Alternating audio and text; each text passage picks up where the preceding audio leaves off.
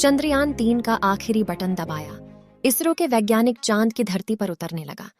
चंद्रयान 3 17 अगस्त के दिन जब आप सारे लोग सो रहे थे, तभी चंद्रयान पर अपनी नजर गड़ाए बैठे थे। इसरो के वैज्ञानिक ने करीब आधी रात में दबाया।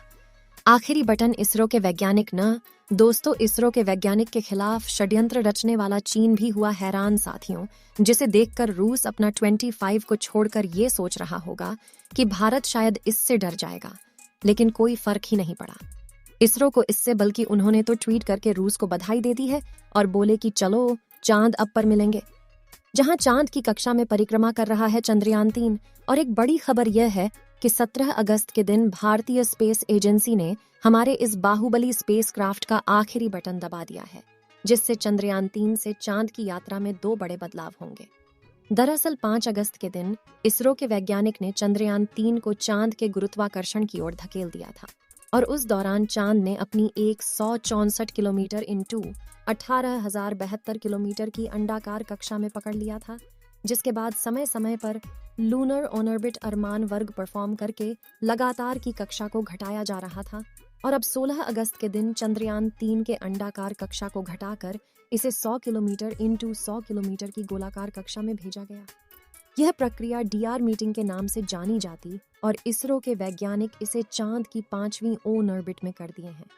जब यह चांद की सतह से पूरे 100 किलोमीटर की ऊंचाई पर पहुंचा, तो 100 किलोमीटर की कक्षा पकड़ने की यह प्रक्रिया इतनी अहम इसलिए है क्योंकि किसी भी घूमती हुई चीज को उसके अंडा का रास्ते में से निकालकर गोलाकार रास्ते में रखने के लिए सही रफ्तार और अक्ल की जरूरत पड़ती है।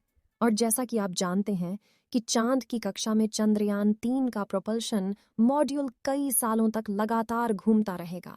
इसलिए अगर एंगल 1 डिग्री भी इधर उधर हो गया तो प्रोपल्शन हर चक्कर में चांद से दूर चला जाएगा और एक समय ऐसा आएगा जब ये चांद के गुरुत्वाकर्षण से निकलकर डीप स्पेस में खो जाएगा। और इससे मिशन फेल भी हो सकता है, इसलिए इसरो के वैज्ञानिकों ने तगड़ी प्लानिंग किया था। इस प्रोसेसर के लिए 16 अगस्त के दिन चंद्रयान 3 के इंजन का बटन दबाया गया, जिससे इंजन अलग होकर सुबह 8:38 से 8:39 के बीच में 5वीं कक्षा बदल चुका है।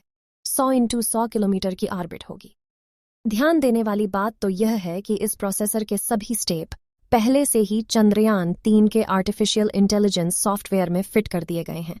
यानी अगर धरती से कोई चूक हो भी जाती है तो आर्टिफिशियल इंटेलिजेंस इसे अपने आप ही ठीक कर लेगा। दोस्तों, यहाँ काम कितना मुश्किल है आप उसका अंदाजा इसी बात से लगा सकते हैं कि रूस का लूना 25 16 अगस्त के दिन चांद की कक्षा में पहुंच गया है।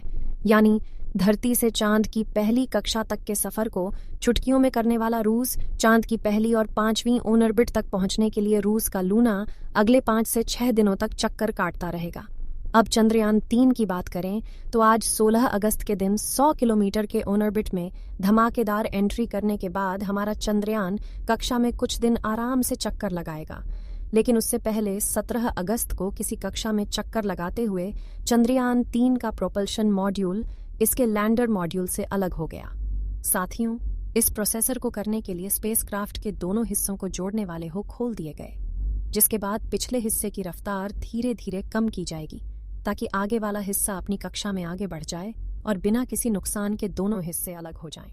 इसके बाद चंद्रयान 3 का लैंडर और प्रोपल्शन मॉड्यूल दोनों ही चांद के 100 किलोमीटर की कक्षा में अलग अलग घूमते रहेंगे।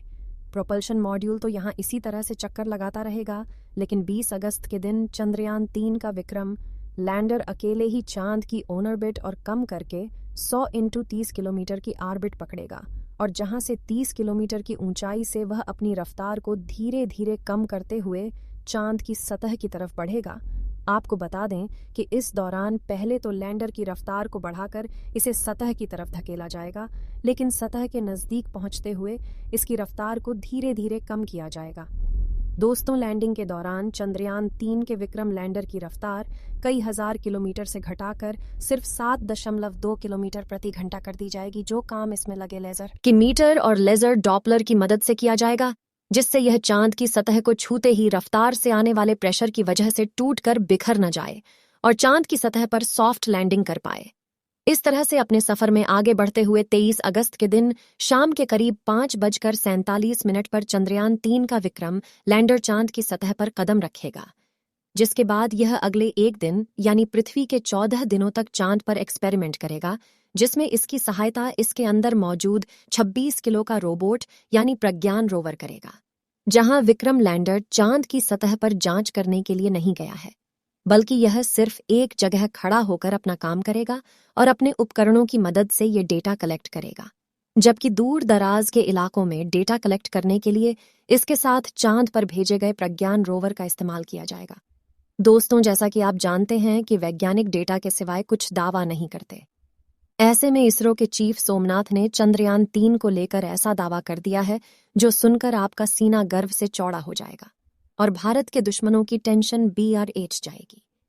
दरअसल एक प्रेस कॉन्फ्रेंस में इसरो के प्रमुख सोमनाथ ने कहा कि अब चंद्रयान-3 को कोई नहीं रोक सकता और चंद्रयान-3 का विक्रम लैंडर किसी भी हाल में चांद की सतह पर सॉफ्ट लैंडिंग करेगा। आगे उन्होंने बताया कि अगर चंद्रयान के 2 इंजन बंद भी हो जाते हैं या सारे सेंसर का काम करना बंद हो जाता है, तो भी यह चांद पर लैंड करेगा, क्योंकि चंद्रयान-3 को इस तरह डिजाइन किया गया है कि यह लैंड करके ही दम लेगा, यानी यह एक साथ कई फेलियर झेल लेगा। अगर इसका एल्गोरिदम काम करता रहा और propulsion मॉड्यूल ठीक से चलता रहा तो इसका चांद पर उतरना तय है। दोस्तों, इसरो चीफ का यह भी कहना है कि 100 किलोमीटर की ऑन ऑर्बिट पर चंद्रयान-3 में कोई कठिनाई नहीं दिख रही है। सिर्फ एक समस्या है, पृथ्वी से लैंडर की स्थिति का सही अनुमान लगाना, इसका सही माप लगाना बहुत महत्वपूर्ण है। ऐसा इसलिए क्योंकि उस वक्त विक्रम लैंडर पृथ्वी से काफी ज्यादा दूर होगा और इतनी दूरी पर उससे संपर्क बनाए रखकर रियल टाइम में ट्रैकिंग करना काफी मुश्किल होता है। दरअसल साउथ पोल चांद के डार्क साइड में आता है, जहां सिग्नल ब्रेक होना एक आम बात है और सिग्नल टूटने पर यान गड़बड़ा जाता है। साथ ही उसी वजह से पिछले मून मिशन यानी चंद्रयान-2 में चांद की सतह से 2.1 किलोमीटर की ऊंचाई पर इसरो के चंद्रयान-2 से संपर्क टूट गया था और वह चांद की सतह पर क्रैश लैंड कर गया था। हालांकि इस बार इसरो ने चंद्रयान-3 के लिए एक स्पोर्ट ब्रेन डिजाइन किया है, जहां विक्रम लैंडर के अंदर लगा आर्टिफिशियल इंटेलिजेंस दिमाग यानी सॉफ्टवेयर इतना ज्यादा पावरफुल है कि वह अपने आप ही इसके अंदर लगे सेंसर और चांद के चक्कर लगा रहे चंद्रयान-3 के आर्बिटर में मौजूद दिमाग को इस्तेमाल करके लैंडिंग के लिए निर्णय ले लेगा। यानी हम यह कह सकते हैं कि इस बार इस चंद्रयान को कोई माई का लाल भी नहीं रोक सकता है और चंद्रयान मिशन की सफलता के चांसेस पूरे 100% है। इस मिशन के सफल होने की दुआएं आप कमेंट बॉक्स में करते रहे। चलिए दोस्तों, इस वीडियो को यहीं पर खत्म करते हैं। इस वीडियो को एक लाइक जरूर करें और अपने मित्रों तक इस वीडियो को शेयर करें ताकि उन्हें भी जानकारी मिल सके, और अपने भरोसेमंद चैनल को सब्सक्राइब जरूर करें और बेल आइकन को ओनल पर सेलेक्ट करना बिल्कुल ना भूलें। मिलते हैं किसी और नॉलेजेबल वीडियो के साथ। वीडियो को अंत तक देखने के लिए धन्यवाद।